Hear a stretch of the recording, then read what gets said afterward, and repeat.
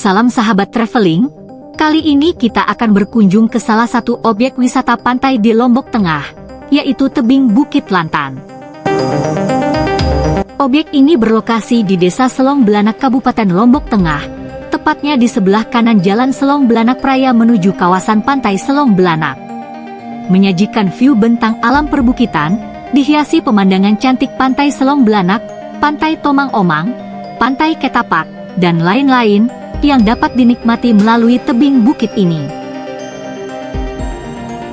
Berikut rekaman videonya.